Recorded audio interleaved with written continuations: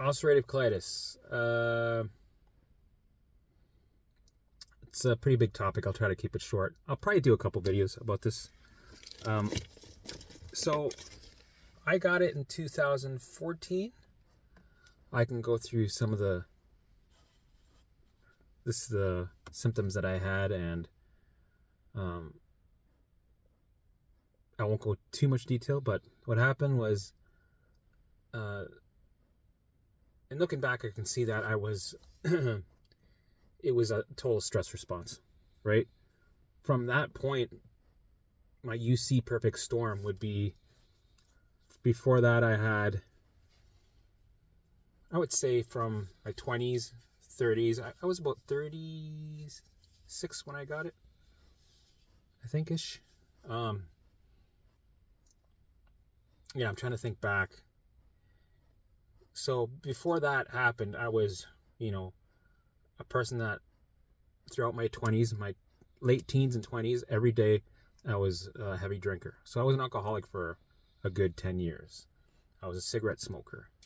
I had gone through a 9-year long relationship that was just not, it was just toxic, right? We weren't happy.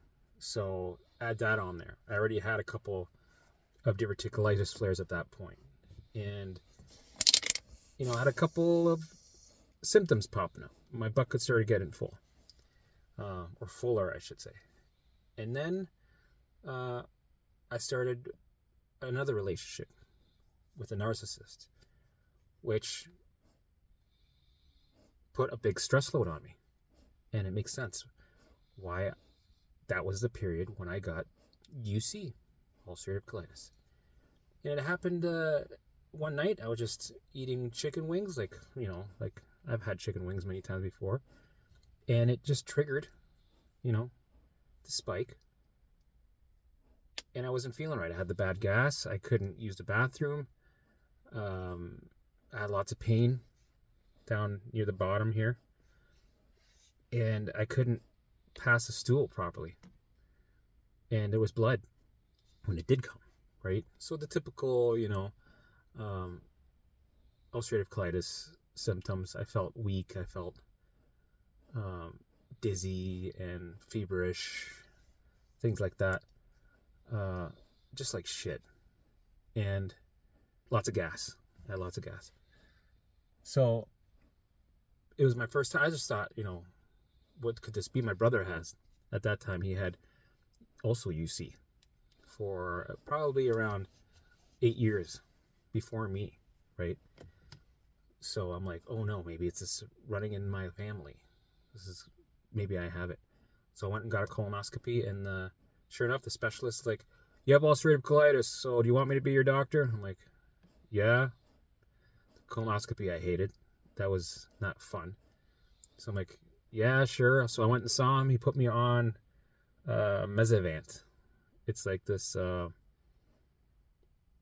anti-inflammatory slow release drug.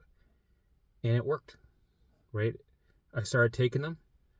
It took me 2 weeks to get used to them because my limbic system reacted to the pills. So I started feeling weak. I felt my legs were like jelly. Side effects. But eventually the side effects went away. So I had this drug that was keeping the flares at bay. And I still would get flares here and there, even though, right? I didn't know why. I just thought, this is my life now. I have UC. And sometimes I would have flares, and my stool would be bloody, and it would take about a month for them to not be bloody. And, if I talked to the specialist, he'd say, well, if you're having a hard time, just double up on the medication.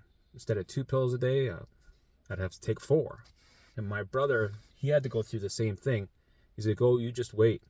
Eventually, you're going to be on 4 pills a day on a regular basis and more, and then eventually they won't work anymore, and you're going to have to go on Remicade, which is infusions, which to me was like, I hope I never have to go on Remicade. At that time, I didn't understand how this stuff worked. Right now that I think back, it all makes sense. Remicade is something you don't really want to be on because it puts a lot of loads on the limbic system. It brings your bucket, makes it full. It puts your baseline high, right? You'll be in a high state of fight or flight with a heavy duty drug like that, and its stuff's expensive. So, especially long term, you're constantly putting loads on. You have your infusions every 3 weeks or whatever. Here, put some more loads on, and your body is so busy trying to regulate with this powerful pharmaceutical drug that it gets sluggish, and then this is where your bucket gets full. This is where your baseline is up, and guess what?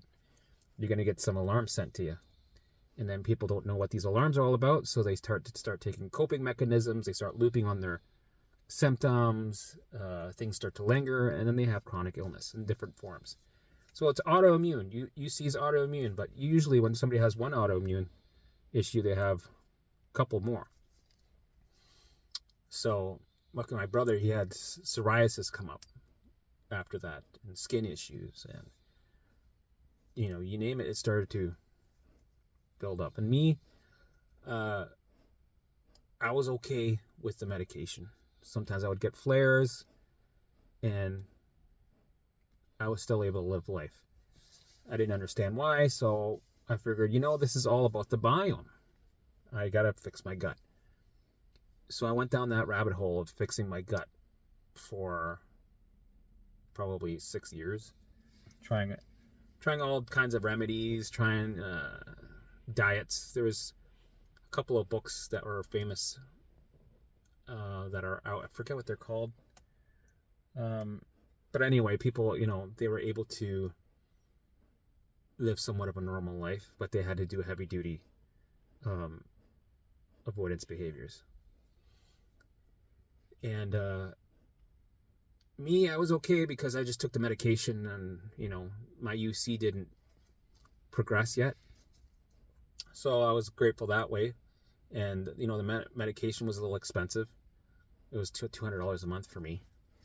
Ramicade's like thousands of dollars for an infusion, which is just insane. People depend on it, and then the pharmaceutical company has all the power, and people need it. And that's the thing. That's what I believed. People really need it. The fear is there, and if I were to tell them, you don't need that pharmaceutical, you could be free from ulcerative colitis without having to go on special diets. You don't have to go on the carnivore diet. Yeah, I was on the carnivore diet for 5 months. I had lots of benefits from it. It was great. It worked great. But at the end of the day, it's just a coping mechanism, right? If you get off the carnivore diet, then all these symptoms come back. And if you look at the reason why the carnivore diet works, and I'll tell you why. It's because you're just limited to eating meat, right? All you're doing is eating one food, which is meat. Meat has lots of nutrition, so with that, you're able to thrive because you're just eating one piece of meat. And then the body, if it's in a high state of fight or flight, it's very sensitive, right? So any type of work it has to do, regulation, it has to do with throughout the body, it takes extra effort, and it gets sluggish. So if you're eating vegetables, fruit, any other foods, junk food, you name it, plus your meat, carbs, it's working overtime just to process all this stuff, right? And if it's working overtime, it doesn't have time to get to the backed up work that it hasn't even touched yet because it's too busy keeping you alive. The priority of the brain is to keep you alive. It doesn't care if you suffer. So it's constantly doing that for years because you had the bad relationship. You had the work environment that you hated. You hated your work. You hated your coworkers. You hated your boss, your relationship. You're on medication, right? So that's building up loads. Your bucket's getting fuller. Cigarette smoking. When you're younger, you're an alcoholic like me.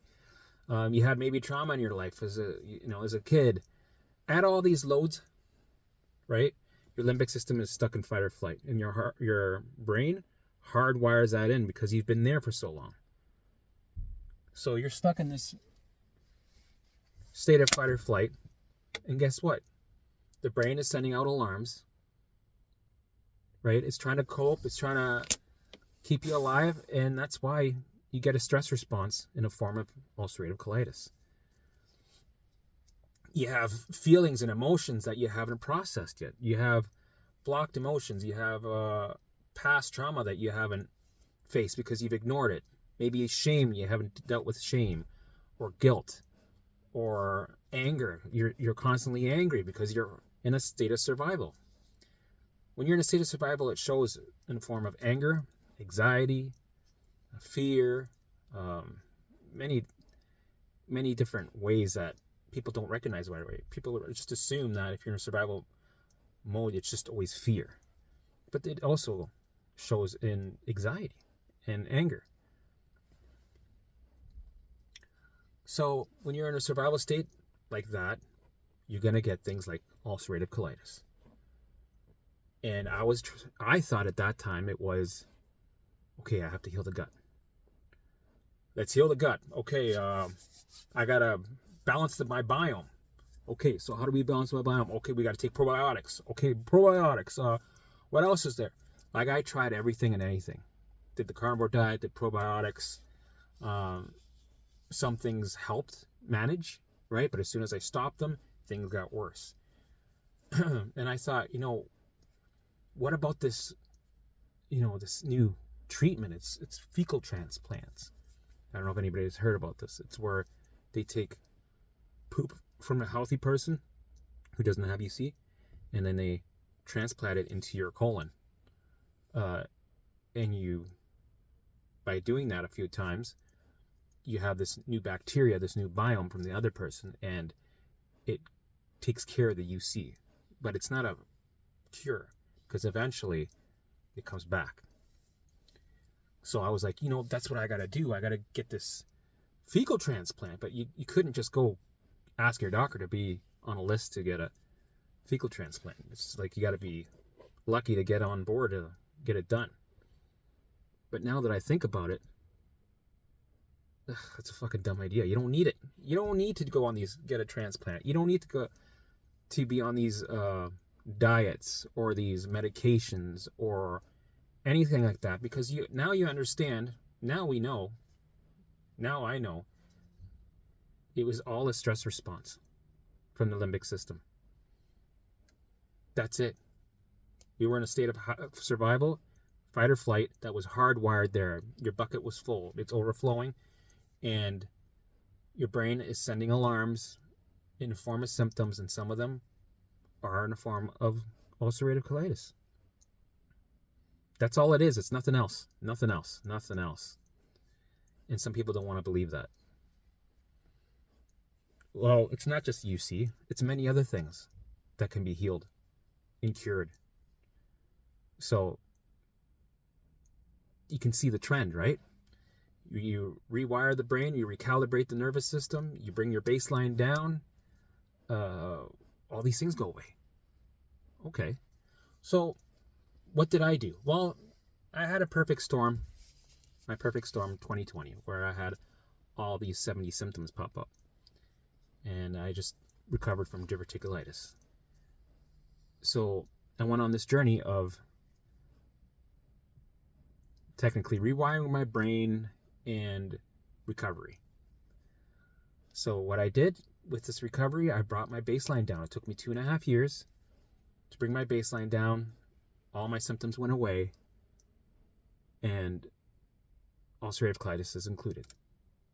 I don't have any flares. I can eat anything I want. I do not need any medication, any special diets, any supplements. I don't take any supplements. I don't go on any special diets. And I'm not on any medications. And I feel like I did when I was in my 20s. All the abuse that I've been through in my life, because life throws curveballs, I was able to work through, because it's like the layers of the onion, right? You go through every layer when you're doing these methods with my program. If you do the 5-step program that I have there, the 5 keys to recovery, follow it. Do it every day. And you're going to bring your limbic system baseline down eventually. And you're going to see less alarms. You're going to know how to respond to them correctly. And then eventually things start to resolve. You know, your anxiety, panic attacks, PTSD, OCD, looping thoughts will increase. Things usually get worse before they get better. But if you follow the program that I have for you, outlined for you in all these videos for free, and you just follow along, you're going to get through it and you're going to recover. And you're not going to have ulcerative colitis anymore. It's going to be gone. Poof. Just like that. Poof.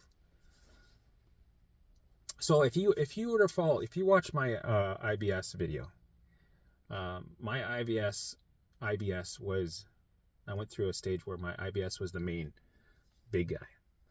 And sometimes I couldn't tell if it was IBS or ulcerative colitis or you name it, right? Because I had all the gut issues. Diverticulitis, ulcerative colitis, IBS.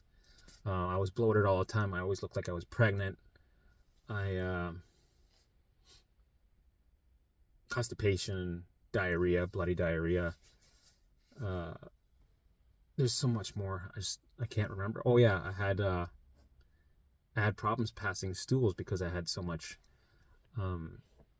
tension down there, right? So I actually had to open up my butthole to allow the stool to come out. And that lasted me a year until finally, you know, that relaxed and I was able to poop with comfort, because I like pooping. But you know, when everything works great, it's great. It feels good. You know, when you have a good shit, oh, it's the best. So everything started to regulate. Everything's back in line. Your body's working again, right? When you're in a state of fight or flight, all it cares to do is to keep you alive. So certain things aren't going to work properly. Digestion is one of the biggest things that gets affected. And that's why people have all these problems like Crohn's, IBS, ulcerative colitis, anything you can think of. SIBO, same thing.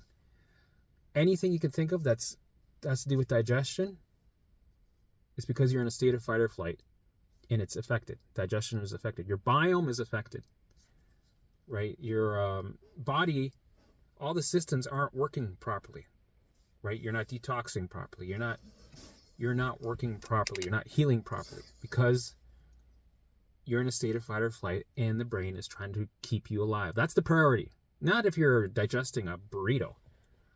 That's not important. What's important is to keep you alive. We're worried about the burrito later. So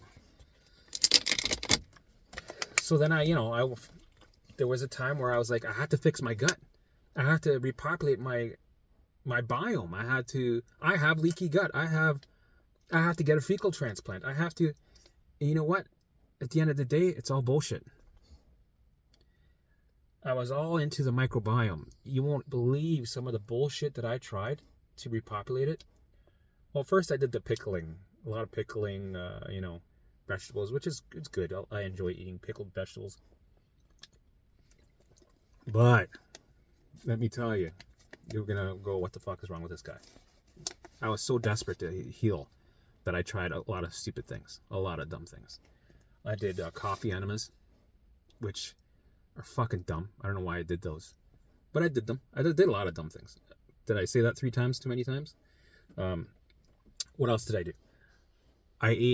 I would take meat or certain vegetables and I put them in a container and I would leave them there for 3 weeks so they would rot on purpose and there'd be bacteria on there. And then I would eat a piece and thinking that would repopulate my gut. And when I did that a few times, you'd feel high sometimes. It's crazy. Eating rotten meat, number 1, is disgusting. Number 2, if you ever eat rotten liver, that's 3 weeks old, it tastes like a little bit like chocolate. Very weird. Weird texture. And you get high. You feel really high. It's crazy. It's like a drug. And a couple times I did that, I got a flare, a colitis flare. Now that I think about it, it's because I induced a stress response in my body. My body's going, what the fuck is this shit? This shit's dangerous. What's going on? okay, stress response, and I wasn't regulated at that time, right? I was my my baseline was up here, right? So add something like that, it's like a bomb goes off, right? So that produces a stress response, and when that happens, it's in the form of UC. That's what happened. I had a couple of UC flares. I was like, this shit doesn't work. This is bullshit. I tried eating raw meat because I went down these rabbit holes of these crazy diets. I tried every diet, but then I went extreme with raw meat. That didn't do shit. The only thing that actually worked was the carnivore diet. But again, that's a coping mechanism, right? We don't want to be, even probiotics. You don't want to be on something that you need for the rest of your life. Medications, right? You want to be able to restore. We don't want to manage or cope. We want to recover and then restore fully to the specs, to the blueprints that you were born in, right? So, and I'm so glad that I know now that not to go forward with the fecal transplants, because that could also trigger a stress response. That's going to actually go backwards. Even probiotics. I took probiotics a few times, and that was like a bomb going off in my gut.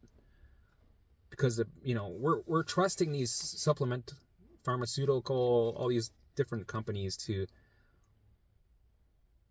know what kind of bacteria your body needs. Like, I don't think the biome, humans or scientists will understand how the biome works for at least another 200 years. We're nowhere near there to understand, what it needs. And then you got these companies that are giving all this bacteria in a pill, and they're like, yeah, there's 50 billion things of bacteria in it. Just take that, and you should be able to, you should feel better. When actually, 8 times out of 12, it makes you feel worse, because it triggers a stress response, because you're bombing your biome. You're just grabbing things from the area. Let's just put bacteria in it. Let's just that should work.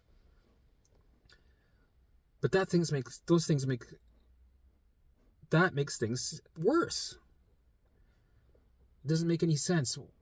We don't understand the biome, so why do we try to micromanage everything? We try to micromanage the biome. We try to micromanage our liver and all our body systems.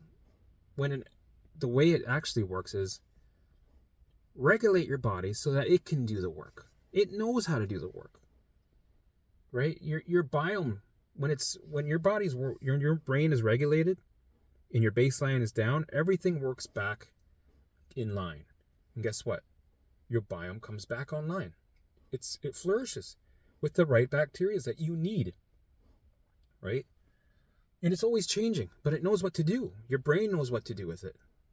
And people say, well, that's the main brain. You got 2 brains. The biome, the gut, is the second brain, which is another thing of bullshit. It's actually, this is your brain, this is your gut, and that's it. This leads this, right? Not this. This doesn't lead this. But people assume because their biome is cool. Well, we measured it. We measured the biome, and we could see that where it doesn't have much bacteria, so that affects the brain. And we've seen that when it's actually backwards. When you fix this programming, the body regulates and the biome regulates. That's how it works. So let's say get somebody that's 2 people who have the same problem. Both have the biomes that don't work, have gut issues. Have somebody that was working with regulating their nervous system and bringing their baseline down and doing the proper methods. Watch how their biome gets back to normal a lot quicker and fully than the person that's taking all the supplements, trying to fix their biome first. So this guy's regulating his limbic system, the brain, and this guy's working on the gut.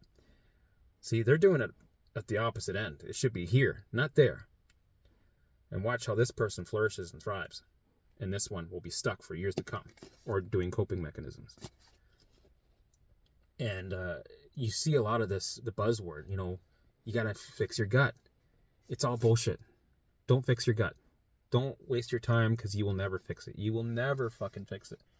First, regulate your limbic system. Your gut will fix by itself. Everything will be online. All your bowel issues, poof, fucking gone, man.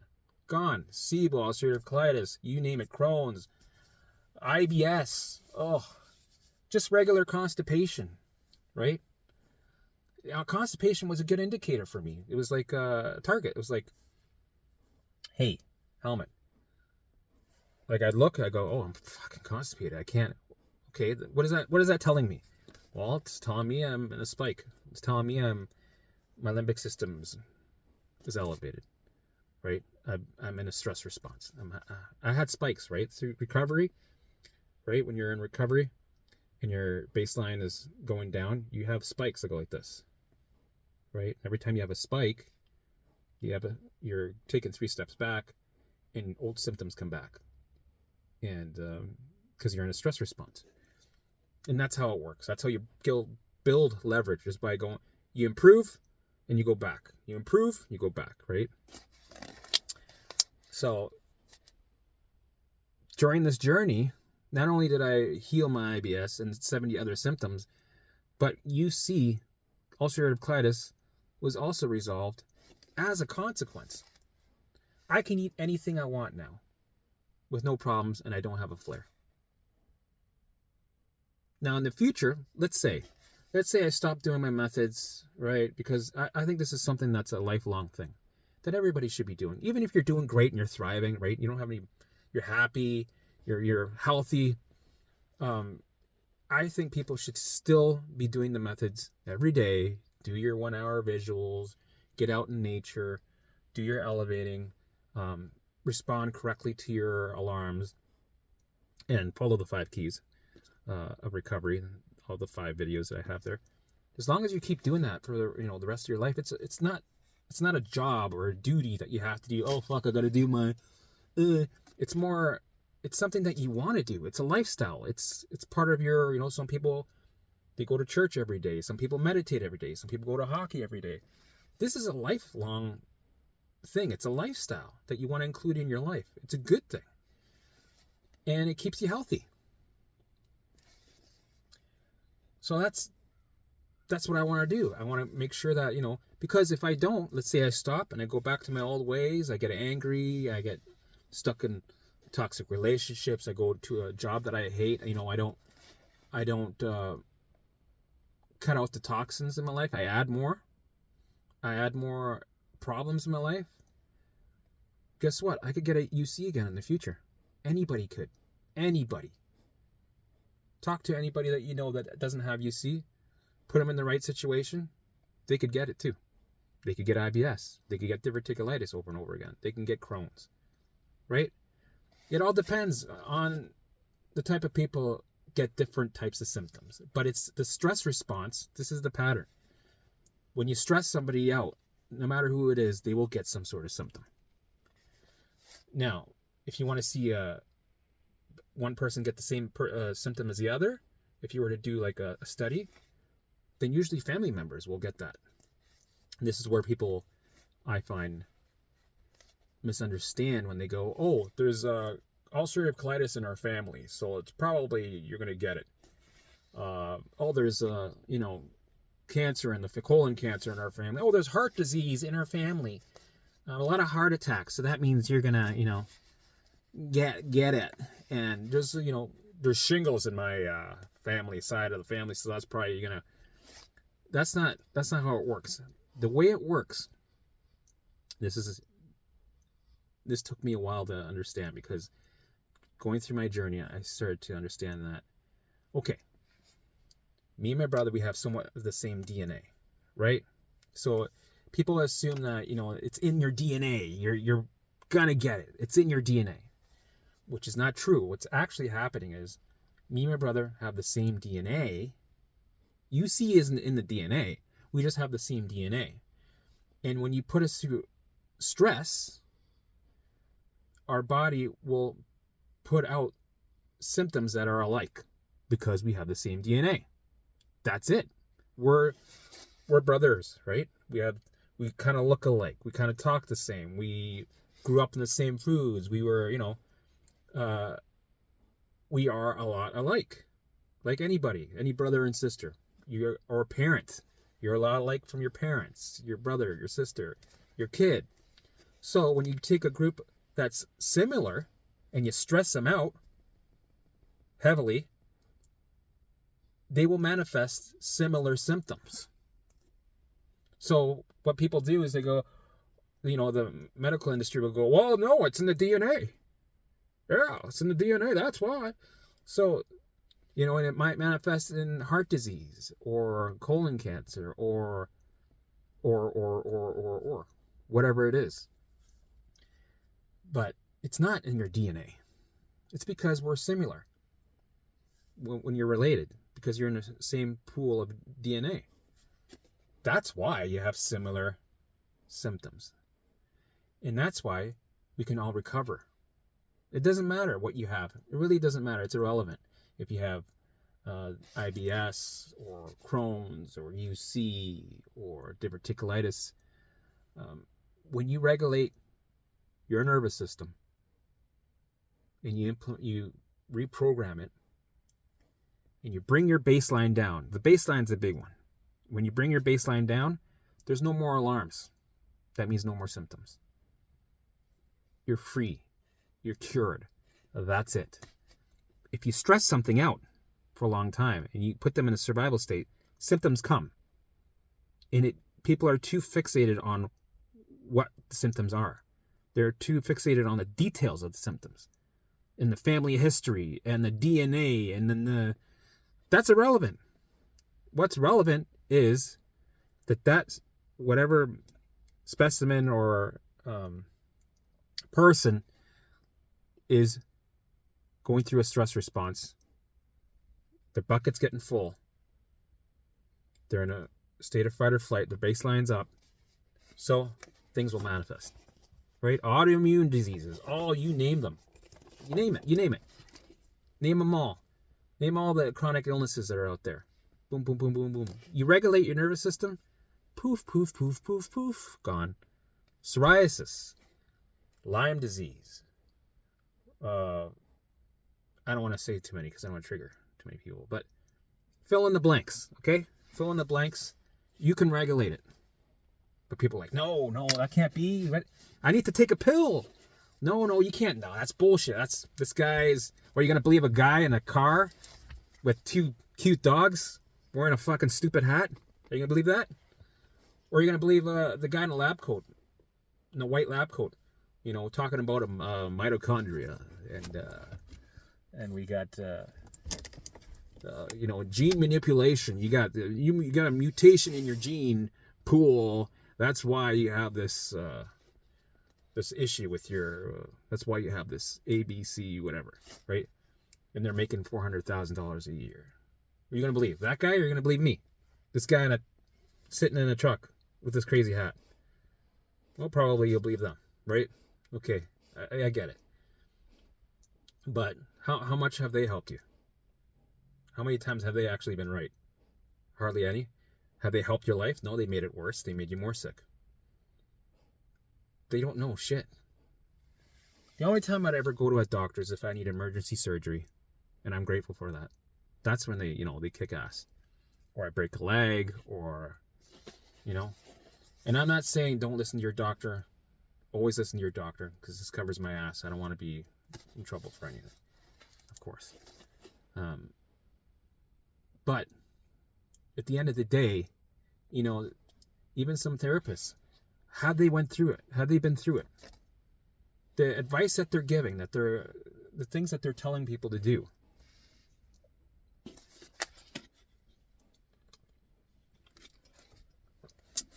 have they been through it? No, most of them haven't been through it. And if they've been through it, have they recovered? 99% of them haven't. So, are you going to believe the guy that's just regurgitating what he's learned, or what his wishful thinking, right?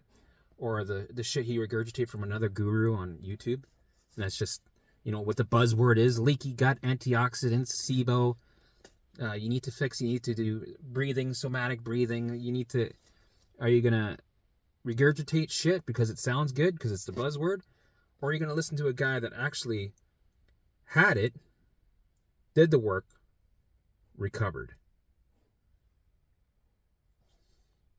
Pudding, right? First thing comes to my mind is pudding. Proof is in the pudding. I love pudding. Right? At the end of the day, proof's in the pudding. And you know what? I think people can relate to me because I'm a regular guy. And I don't pretend to be anything else. And I think that's important.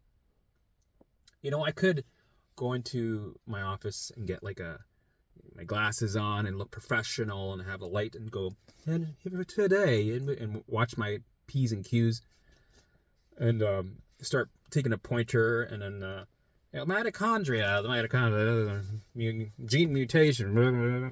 I could do that. But I think people identify more with a person that's like them.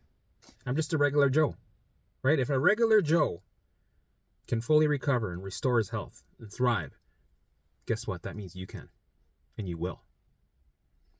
So, and then there's the pudding.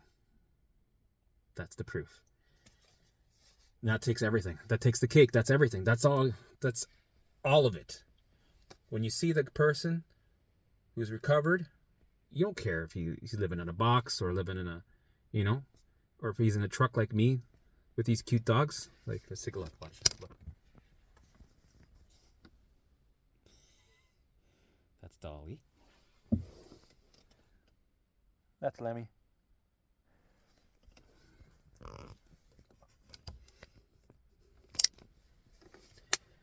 I think people can, feel more comfortable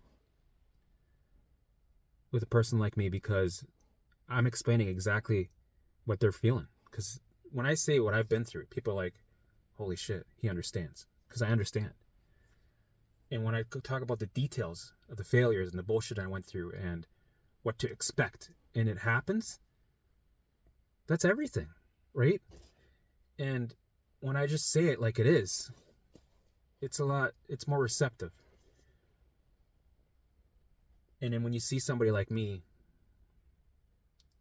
recover and live a normal life, then it makes you feel, it gives you reassurance, it gives you hope that you can do it. And guess what? You don't fall for the doubt, don't fall for all the garbage, the misinformation that's out there. Know that you can recover. And if you do the work every day, just do the work. As long as you do the work and walk the path, you will recover. The brain has no choice but to change. And all your symptoms, poof, poof, poof, poof, will go away. So, I will probably do more videos about UC because it's such a big topic. So if you have any questions about ulcerative colitis or gut issues, I'm going to do more videos about the gut. I'll do one about diverticulitis, and I did one about IBS. I'm doing one out right now. This is UC.